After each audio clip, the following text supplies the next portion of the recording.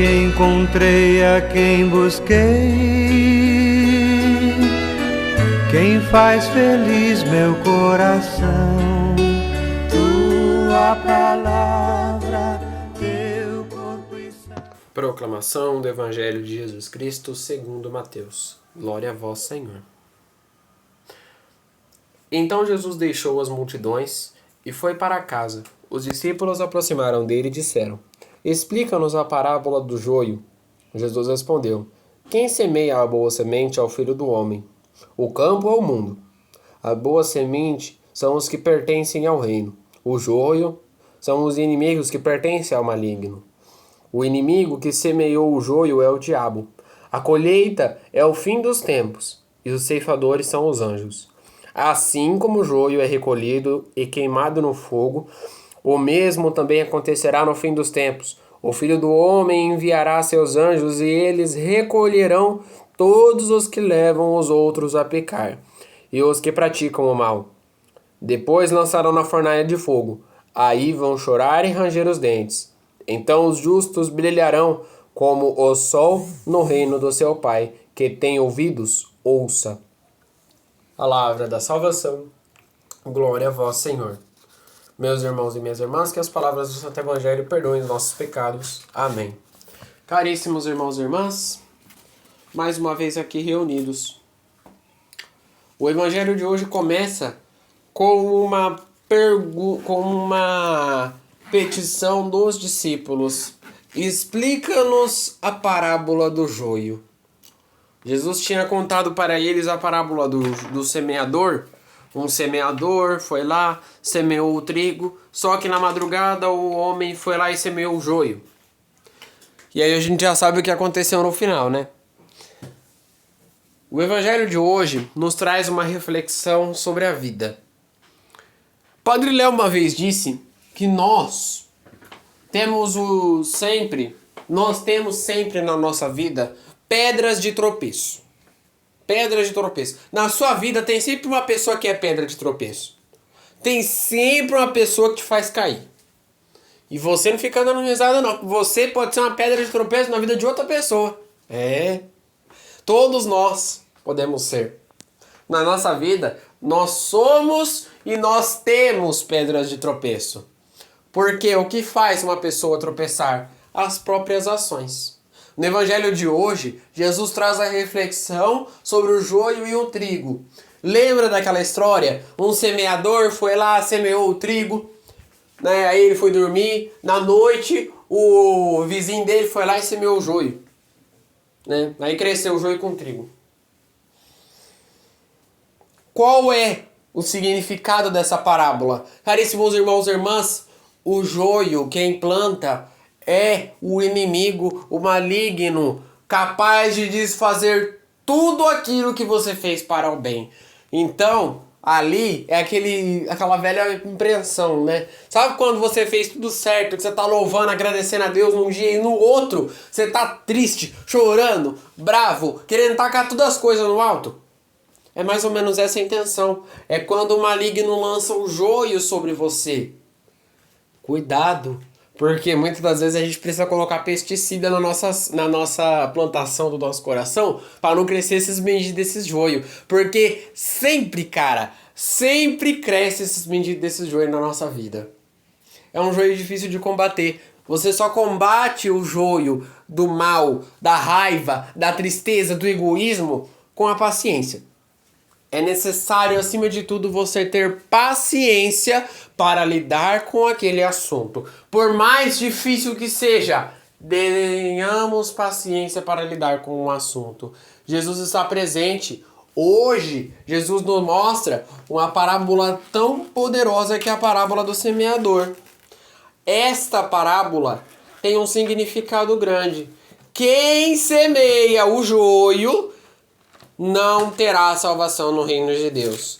Cuidado você que semeia joio, hein? Cuidado você que semeia joio. Pode começar a semear trigo. Muda de plantação aí. Jesus diz assim: quem semeia a boa semente é o Filho do Homem. O campo é o mundo. A boa semente pertence ao reino.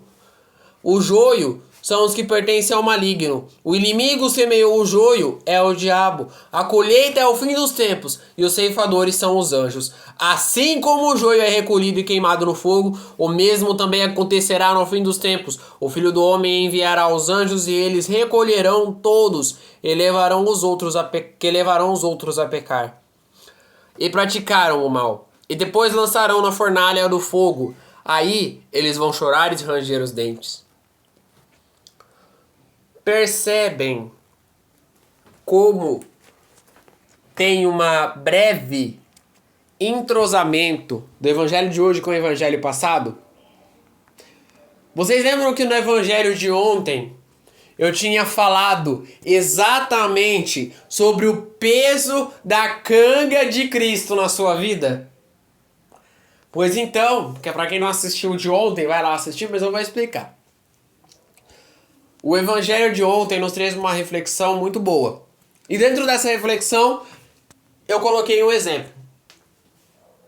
Na nossa vida existem duas cangas. Canga é aquele negócio que o camelo carrega. Eu acho que é canga, né? Padre Léo uma vez falou que era canga.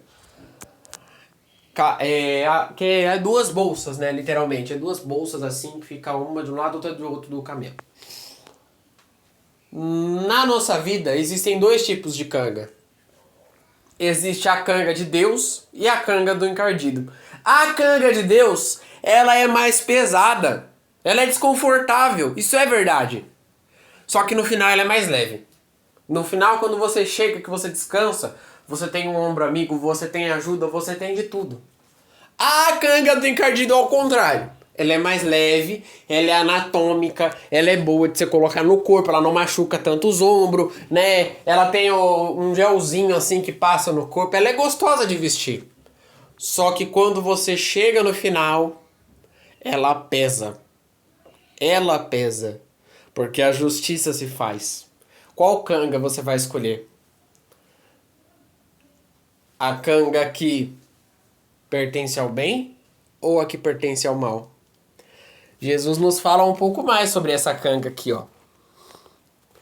O Filho do Homem enviará os anjos, e eles recolherão os que levam os outros a pecar e praticaram o mal. Você que escolheu a melhor canga, quando você chegar no final, você vai ver o peso de Deus sobre você. Escolha a melhor canga. Nós precisamos escolher a melhor canga. É necessário que a gente escolha a canga de Cristo. Por mais difícil que seja. Ninguém falou que ser católico ia ser fácil. Olha só. Ninguém falou. O padre não fala. Católico não é fácil. Ser católico não é fácil, porque ser católico é estar em missão. Nós necessitamos de viver em missão. Está no sangue do católico. Estar a serviço de uma outra pessoa. Estar a serviço, estar a missão. Por que que as pessoas, quando elas estão lá na quermesse, né, a tradicional quermesse que tem assim, de santo, de padroeiro, por que que elas não recebem nada para trabalhar? Porque elas estão lá porque querem, estão a serviço, estão em missão. É necessário que nós se coloquemos à disposição do outro. Por mais difícil que seja a missão, nós precisamos estar lá. Porque quando chegar o fim dos tempos, meus irmãos e minhas irmãs, Jesus vai escolher todos aqueles que tiverem escolhido a canga de Cristo e não a canga do encardido. Portanto, que nós rezemos um pouco mais para que Deus nos envie o jeito certo de agir para Ele. Rezemos juntos. Pai nosso que estais nos céus, santificado seja o vosso nome. Venha a nós o vosso reino. Seja feita a vossa vontade, assim na terra como no céu. O pão nosso de cada dia nos dai hoje. Perdoai as nossas ofensas, assim como nós perdoamos a quem nos tem ofendido. E não nos deixeis cair em tentação, mas livrai-nos do mal. Amém. Que no dia de hoje fique na paz e na alegria de Deus.